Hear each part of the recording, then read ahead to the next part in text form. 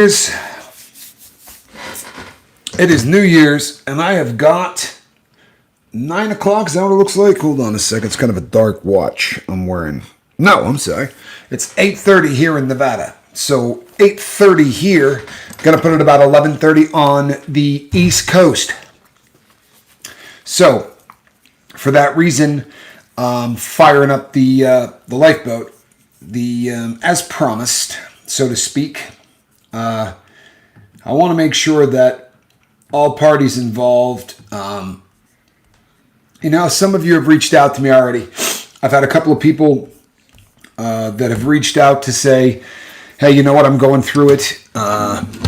And a couple of people asked me if I could go live. It was weird because my big brother is live right now. So I was going to hang out over there for a while. But I did promise the crew that I was going to go live. It's important to me. It really is. This is, after all, the lifeboat, and this is what we do. This is a tough night for all involved. I find that every year that goes by, it gets a little bit easier. But it's still one of those things that you're always going to feel a little bit. So let's see here. Since my bobbleheaded partner is not here right now, let's do the cemetery. Good to see you. Who else do we have? Barella. Awesome. Good to see you. Alan Valentine. Schrodinger Squirrel. Scooby the Budding Queen. We're about... Okay, yeah. The Zen Wen. Always good. Alan Valentine, my brother. I was talking to Alan earlier, and I said, I think I might... Cemetery 76, good to see you. Miss Dragon, I said, I think I might go live more than once today on the boat, just because of what day it is. And Alan said, oh, no, that's a great idea. You really need to do that because, this is one of those days. And then I started to think about last year, and I'll be honest with you, we lost a bunch of people last year. Not permanently, but there were a lot of people who fell off the wagon on New Year's. And it really is not my responsibility or Mark's to keep every single person sober. And I'm only saying that because someone's going to say it as soon as I say this.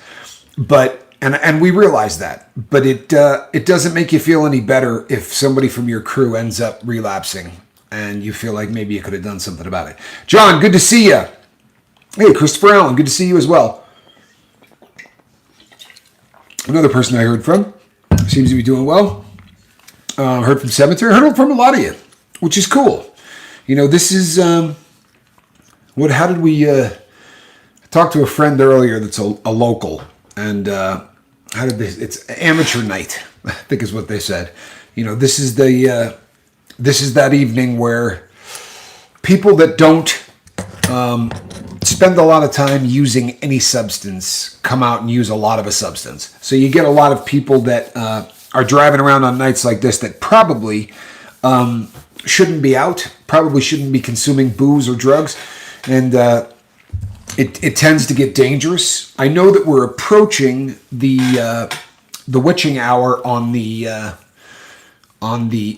right coast, right? The New York side of the country is getting ready to see the ball drop. And hello, Linda Scott. And closer we get to that ball dropping, right? That big crystal thing starts to drop in Times Square, and everybody starts to feel, a little bit squirrely. I was talking to Cedar, my little girl, earlier tonight, and she was complaining that her mom celebrates New Year's on New York time, and I honestly think that might have been a sort of a holdover from when the two of us were married, because I always did that. That was one thing that staying sober so I can get up and work off my Christmas tamale overeating on the Ring Fit. You know what? A lot of us probably went a little heavy this Christmas. I know a friend that put on a few pounds, and you know what, people? I think we can give each other a pass on that one. I really do. The average American actually puts on a pile of weight every single Christmas time, and even if that's your that's the cross you got to bear. In other words, if your habit is eating, this is still going to be a really difficult thing to get through, because everywhere you go, there's somebody that wants to show off whatever they just baked, right? I mean, this time of year, I got neighbors, I got family, friends, relatives, everybody. Each time you see somebody, they're like, hey, you got to see what I got. I just baked these, or I just made these, or you got to try these. And, short of just being rude and doing I'm not doing that. I'm not doing that. If all you do is taste one of everything that people put up, you're going to end up, eating way too much. Space Diesel. Thank you. I appreciate that, man. I really do. I do. And something, you guys make this worth doing. Cujo, good to see you, bud. Good to see you. I'm going to tell you something. I corresponded with Cujo here recently, too, tonight. Cujo didn't leave a lot of comments in the first time we went live. And no less than 10 of you reached out to me and said, hey, man, where's Cujo? Is he okay? And I think that's pretty damn cool. And he's doing fine. This is one of those days. It's tough for everybody involved. Hey, Mary, how are you? Happy New Year to you, too. I hope you're doing well. Mary, we kept Mary in our prayers. It's Charlie's Mary. And we're going to keep praying for you. It was scary times. It's scary when somebody says, well, it's COPD, and everybody goes, oh, thank God, right? Chronic obstructive pulmonary disease or disorder is not something that you usually celebrate, but, we were so worried about what all of the other possibilities might have been that it seemed like a pretty good thing. We were pretty happy with that. Bent, love your face too, bud. Glad you're here. So, so last year at this time, we were, good, Mary, I'm glad to hear it. Last year at this time, the boat was in flux. I guess that's probably the only way we could say it. Last year at this time, the boat was really in flux. And, we went through some growing pains. That first year was tough. There were a lot of people that really did not want to see us succeed, and that's bizarre, but absolutely a fact. There were a lot of people rooting against us and doing everything within their power to make people who came here uncomfortable. Really mess with the people on the crew, and that one will get to you. That started to sort of wear on us. Now, I think we're a little bit more philosophical now. That, and you outlive them. If you keep doing what you say you're going to do, all of the people who say, yeah, they're in it for the money, or yeah, they were in it for this, or yeah, they were in it for that. I remember when it was funny because we had gone live, and when you go live, you get a lot of hours of watch time, far more than you're going to get going any other way. And people said, when after they get those hours, they're never going to go live again. That was one that everybody kept saying. They're only going live so they can get their hours in. Boy, oh boy, man, I don't think we've done but 2 or 3 videos since then. All we do is go live. Bob Marley's grandson died of an overdose the other day. He was 30-something. How tragic is that? For real, how tragic is that? That's just awful, man. It really is. It's just awful. You have always accepted me, and this is a safe place, says Cujo. Hell yeah, we accepted you. He was doing coke that had fentanyl in it. That's lovely, isn't it? For real. It's the state of the world, though, man.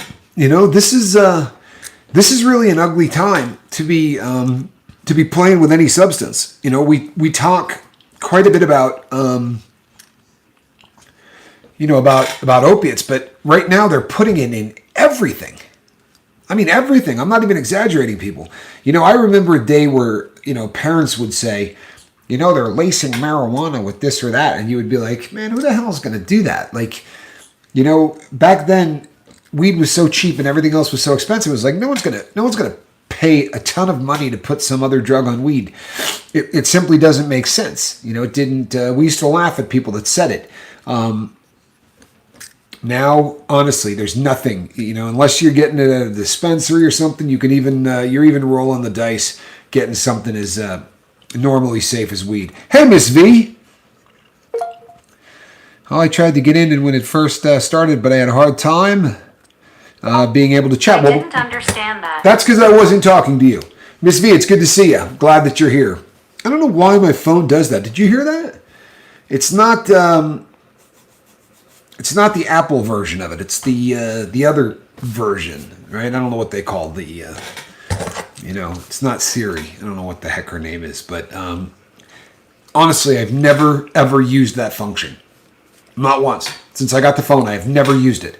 But I would say 4 or 5 times a week, her voice will come on out of nowhere and say, I didn't understand what you just said. It's because I don't talk to you. I've never talked to you. I'm probably not going to talk to you. Just one of those odd things. Yeah, you remember back in the day when I used to spray marijuana filled with pesticides, and it would make people who smoked it sick. Yeah, there was another one. Hey, Stacy Michaels, happy New Year.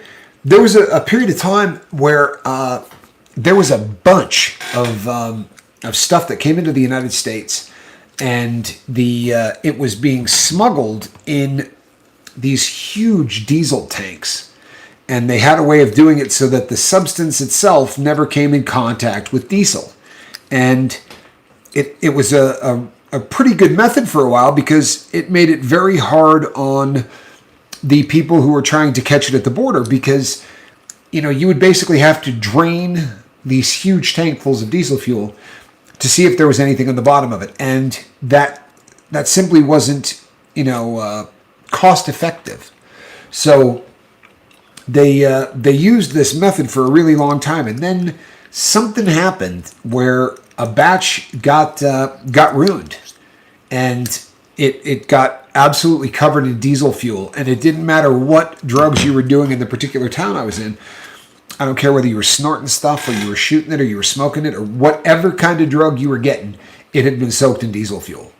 And it wasn't such a big deal for some people, but for those of us that were putting it in our vein, most people just said, "Yeah, I'm not going to do that. I simply don't trust it." And that meant that we were all smoking it. And you want to talk about it was the worst taste in the entire world. And it's such a statement about what addiction is, because if it had been food, I would have starved before I ate it.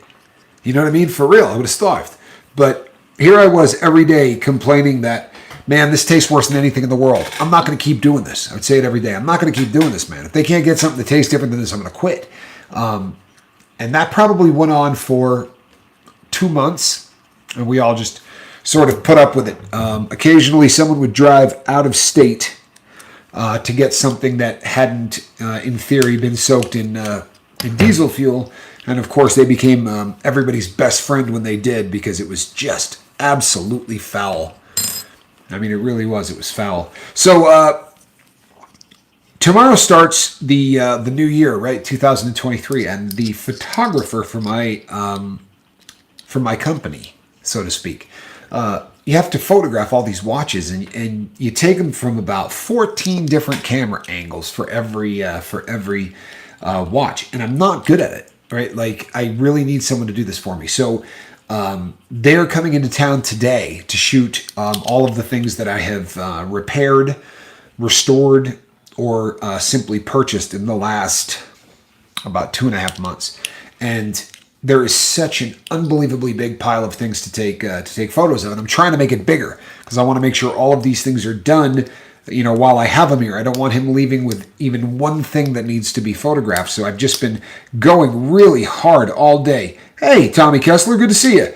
I've been going hard all day, just trying to get the last of these, watches and clocks all put together, and it's just been absolutely insane. It really has. I had a watch that was supposed to be delivered today by UPS, and the snow is so bad here. You cannot imagine how bad the roads are right now. So I just said, you know what? That's one watch that might not get photographed, because it may not get here, but The guy from UPS actually drove through the snow to get me this watch, which is just absolutely incredible. And I can't tell you how happy I am about that, because it's a really, really good watch, and it's one that that could make, a couple of months worth of business if I'm able to sell it. So it was a beautiful thing. And I also have an Atmos clock. I think I told you guys about this. I bought an Atmos clock that had been laying on its side. And then the Atmos clock is the most fascinating thing you've ever seen. You don't have to wind it. And it doesn't have any batteries. Think about that for a second. You do not have to wind it. And you can take apart my brain. It needs a lot of work. The gears are stripped. Yeah, right? Well, what we do is we soak all that stuff, right? And then we reassemble it. I think I could probably take your brain apart. I'm not sure if I could put it back together. The taking apart a watch is not all that hard. It's the putting it back together part that gets pretty difficult. But so the JLC Atmos clock works on the atmosphere, and one change in degree of barometric pressure will give you about 48 hours of power reserve for the thing going back and forth and ticking, so to speak. And if you get this thing running right, you'll never have to touch it. I mean, honestly, now I've got it set up and it's running well, and I don't have to wind it. I don't have to do anything. And there's a really good chance that I'll be long gone, and this thing will still be going without ever having needed to be wound, which I think is just amazing. It's honestly a little perpetual motion machine. I mean, they say that those don't exist. I promise you, this is a perpetual motion machine. Yeah, why not? You send me them and I'll restore them. That's what I do. Yeah, for real, I'll restore them. So we got about 15 minutes. I think for 2023, when the end of the year comes, or I guess the beginning of the next year comes, depending on how you look at it, we go through these same routines, these same rituals every year, right? And we wish each other a happy new year, and we think about the New Year's resolutions and things like that. And some people don't do it. Some people don't make New Year's resolutions. Some people do, whatever the case may be. What I really, really no, Linda, it's running like a Swiss watch is what it's doing. It's absolutely perfect. Yeah, Linda was the proud owner of the Atmos clock. It is running absolutely perfect. It's the most fascinating device in the entire world. There is nothing more fascinating. Perpetual motion machine, just fascinating. So going forward in 2023, I have a request. I really do. If if they said, you got one wish for the lifeboat in 2023, the really logical answer to that would probably be, I would like everybody to stay sober, or I would like to pick up about 50,000 new people that we're all trying to get sober, right? All of those things would be really, really cool. But it's not where I'm going to go. And I think the reason probably is because I got to know all of you so well that I'm really cool in the growth department. I really am. And just wishing that, everybody would magically be sober, I don't think it's such a great idea, because getting sober and going through that is really it's such an important part of the growth, that I think everybody needs it. Thank you, Christopher. Happy New Year's to you too, brother. I mean that. Thank you so much. But so my wish for the lifeboat in 2023, we've talked about this before, but my wish for 2023 is that none of you suffer in silence. If you're struggling, if you feel like something is bothering you and it's just really, it's eating at you, it's working on you, whatever, you reach out and you talk to somebody. I would really be happy if everybody on this boat did not everything that we advise, because, and more cowbell. Make no mistake, we do need more cowbell. I don't think it's realistic that people are all going to do everything we suggest. I really don't. It's and that doesn't bum me out. But there are certain things that I think you absolutely really need to do if you're going to remain sober. Some of them I don't even think are options. So I would be really happy if you guys started journaling. Like, that would really make my year. That would make me really happy, because so many more of you will stay sober if you begin to journal. And even more importantly than that, and let me see, I can think of 1, 2, 3, 4 people for sure that I can think of that need to hear this, and there's probably more, but not a hand. 5. Have a list of the 5 people that you're going to call if something goes wrong. Have a list of the 5 people you're going to call before something goes wrong. When you're not suffering in silence, who's the first call you're going to make? When you got to reach out to somebody, who's that first call? Who's the second call? If both of those don't answer the phone, who's the third call? It is absolutely essential that you plan for these things before it happens. If you think that, hey, Buddha, good to see you. If you think that you're going to, hey, pagan, if you're just going to go and just sort of hum along at a nice pace and remain sober, you're dreaming. You're dreaming. You're gonna run into all kinds of situations that are very difficult to get through. You're going to suffer. There are going to be days that the only thing that keeps you sober is a miracle, an act of God, and the fact that you have a plan. Nothing else. And that's whether you're 2 weeks sober, 5 months sober. You know, there are days that require a bit of a miracle. And, you know, the way to make that miracle happen is to not suffer in silence, is to reach out to people. But you got to know who you're going to reach out to. And if you think to yourself, well, the lifeboat's going live at 5. You know, I'll hold out until then, and I'll get on the 5 o'clock Pacific call, and I'll talk to the people, and that's suffering in silence. If your plan is I'm gonna wait, and then I'm gonna end up over there, then what's gonna end up happening is, you know, you'll relapse before the boat gets here. And I don't necessarily mean you're gonna get high, but you're gonna start the relapse process. I hope everybody who's new gets that. The relapse process can take a month, it could take a week, it could take a year, but relapsing means that you're heading in the opposite direction that you're supposed to be going. And that opposite direction is going to end you up in one place every time.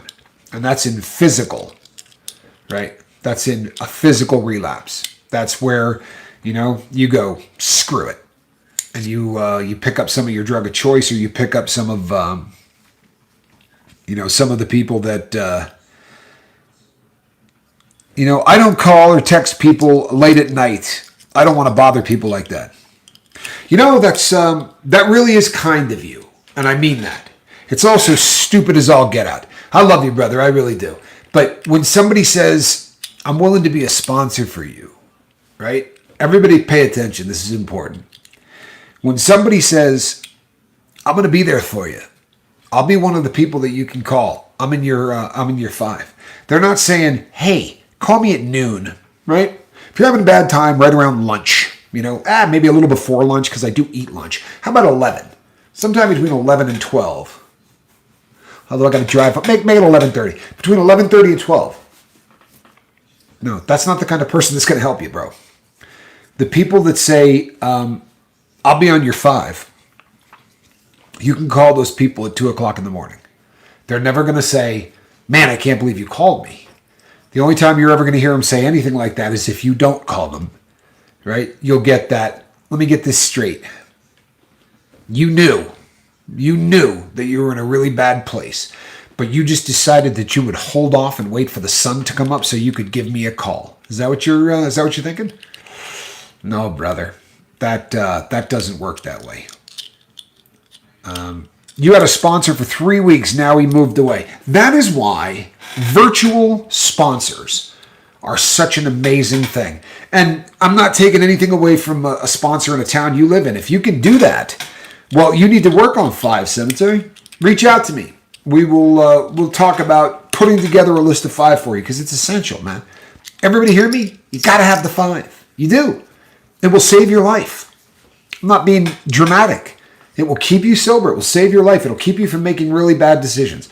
I'll give you a great example. If you've been on the boat for any length of time, do you remember the phone call I got last year because I was on somebody's 5? I got that call either 1 to 2 hours after midnight. So about 1 or 2 o'clock in the morning, I got a call from someone that said, I screwed up and I used. And I said, well, that's not the end of the world. As long as you learn from that. And the next thing out of this person's mouth sounded something like this. Here's how I was. I said, oh, whoa, what was that? I'm like, are you there? This person did a perk 30 that was not a perk 30. This person did a pill that had the potential to kill them. And I started screaming into the phone and hitting the tones. And they said, what? I said, hey, go get somebody in the house and get them on the phone. And it was a pretty frightening stretch. And I said, oh, man. I said, what you need is Narcan, And they were like, this is a shot. I said, it's a nasal spray. It's a shot. And when I said nasal spray, this person said, I think they gave me that stuff when I left rehab. So she told her significant other, who she didn't want to tell that she was using. Got past that. It's into the emergency time of night. And he went and got the stuff from underneath her sink. And it took multiple doses of Narcan. And she's still alive. And I assure you, if she didn't reach out and call somebody to tell them that she had made a mistake, there's an excellent chance that she just would have fallen asleep and not ever woken up. And I'm not making this, melodramatic or anything else. I had to threaten and say, look, I'm just going to hang up right now and I'm just going to call your husband on the other line. And she said, no, now he's going to kill me. So I just hit I called on the Facebook Messenger, which brought him in from the other room. That really kind of loud, awful noise that Messenger made. Thank God brought that person in. Yeah, if you go back and look at, there's a video of a bald guy that looks like he's falling out of the car. And I know we caught a lot of crap for that thumbnail because it sort of made it look like maybe I was the one that had overdosed, right? Because the person was bald. But it said something like Tommy's Narcan adventure or something like that. Tommy's overdose adventure or something like that. And I spoke to this person a couple of days ago and just said, hey, how you doing? Things are still good. And it was great because she said, if I didn't reach out to you, I would be dead. No question, I would be dead. And it's not it's not just a chance to go, how cool am I? It's really not why I'm saying it. The purpose of this is to let you know that if you don't have a list of 5 people that you're going to call when things get bad, then really, really awful things can happen. Do you understand? All right, people, let's see what we're working with here. You know what time it is, right? It's time for we're getting on to the countdown here, folks. So we are going to all celebrate the dropping of the ball, so to speak, in Times Square, right here on the lifeboat. We will not be firing off any fireworks this year. Sorry, it's a budget thing. We were considering firing some off the boat, but perhaps next year. Let's see. You would think I would have maybe a big clock in here somewhere, but I don't. I am wearing a watch, and there's probably 10 of them in front of me, but let's see. All right. Do. We're on New York time here. Let's see. All right, we have a minute and a half, basically. Or is that 2.5? We're really close, people. We're almost there. And there's no place I would rather be right now on New Year's than with the crew of the lifeboat. This is the place to be celebrating this. To everybody that jumped back onto the lifeboat, I really appreciate y'all. I really do. I think it's a really big deal. I love the fact that everyone is here for everyone. I could not be more proud to be associated with a crew of people than I am being associated with you guys. You really are simply put, the best group of people that I've ever met. Alrighty, people. It is 11:59 and 30 seconds. We are getting there. You hear me? We are doing the Tommy Scoville ball drop. You see this? It's a watch tool, but I think we could use it. Okay. We are at 47, 48. Ready? 10, 9, 8, 7, 6, 5, 4, 3, 2, 1. Happy New Year. Happy New Year, people. Happy New Year. To everybody on the boat. This is 2023, right? That 2022 crap, it's all in the rear view mirror, right? So we are into 2023. This is the new year. I love you too, Alan. I really do. Really do. Alan, getting Alan as a friend was one of the absolute shining spots of this, of the boat. Really has been fantastic. I absolutely love the guy. And, my conversations with Alan keep me grounded. I need a group of 5 people just as bad as you do. You understand? We all have that list of people that we can call. E-Rock, glad you're here. So, people, that was the official ball drop on the that side of the country. So, as I promised, we came back on to make sure that everybody's doing well, and I trust most of you are. I'll be back again tonight. This is we'll make this maybe a new tradition here on the lifeboat. But I'm gonna pop back on here at least one more time before the end of this, because I want to make sure that you're all sitting around waiting so that we can all get back together again. That way nobody's going out and doing anything stupid, right? No one's going to the refrigerator to get something they shouldn't be getting. If you start to feel that way, right, reach out to somebody on your 5. If you don't have a 5, get one, please, right? Start working on that. As it turns out, I'm not alone this New Year's Eve, thanks to the lifeboat. How cool is that? How cool is that, people? That really is. How cool is that? That is a beautiful thing. That is a beautiful, beautiful thing. God bless all of you. If you guys are on the East Coast and you're going to be calling it a night and falling asleep, we will be back tomorrow night. Same squirrel time, same squirrel channel. Not this squirrel time, but the normal one. And between now and then, you're right. You're never alone walking with angels. There's no question. It's a beautiful sentiment, and there's no question of that. No reason ever to be alone. Mitchell Watson? Shut up. Mitchell Watson? What's happening, brother? Wow. There's a New Year's gift. Boy, if you're new to the boat, you may not remember remember Mitchell. Mitchell is great. Really, really great. Just a great crew member. Absolutely love you, Mitchell. So glad you're here. You hear my nose? I got to go get some antihistamine between now and the next live feed, which, I don't know. Stand by. It won't be too long, I promise. Alrighty, people. So this ends the second lifeboat of the New Year's lifeboat special. Right, this is number 2 in the box, so to speak.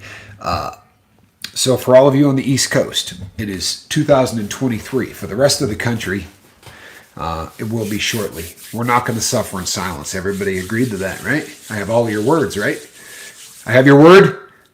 Okay, good. Squirrel doesn't put in multiple shows. We don't pay her enough. So I will be back. I promise you that. I will be back, people, and I expect to see each and every one of you here. Well, unless you're asleep. But if you're feeling it, I will be here. 9:03 here. What's up with that? Well, we're not. It's the East Coasters have the they were able to get that first part, but we're going to get ours, I promise. Alrighty, people. I'm Captain Tommy Scoble. I will be back a little bit later to all of you. Happy New Year. I love each and every one of you. I mean that from the bottom of my heart. And we'll see you a little later tonight. Charlie Murphy, good to see you, bud.